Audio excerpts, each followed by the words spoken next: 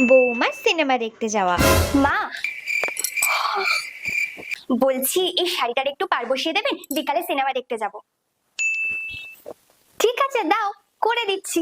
সেই তো ঘরে বসেই থাকি, কাজকর্ম করলে বরং একটু কোমর ব্যথাটা কমবে। আচ্ছা ঠিক আছে, ঠিক আছে আমি করে রাখছি। এ কি বৌমা, সিনেমা দেখতে যাবে না? হ্যাঁ মা, আমি তো সিনেমা দেখতে যাচ্ছি। তো শাড়ি কেন পরলে না কেন? আসলে কি হয়েছে বলুন তো মা, আমার কাছে না সিনেমা দেখতে যাবার জন্য একদম টাকা ছিল না।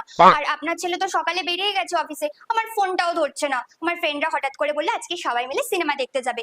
তাই কি করব, ওই পাশের বাড়ির পল্টুর মা আছে না, উনি আমাকে শাড়ির পার বসাতে দিয়েছিল। তো বলেছিল শাড়ির পার বসিয়ে দিলে 100 টাকা দেবে, কিন্তু আমি তো পার বসাতে জানিই না। আপনি তো খুব ভালো পারেন কাজটা করতে, তাই আপনাকে সকালে দিয়েছিলাম। আর ওই টাকা নিয়ে আমি এখন সিনেমা দেখতে যাচ্ছি। আসলাম, আমার লেট হয়ে যাচ্ছে।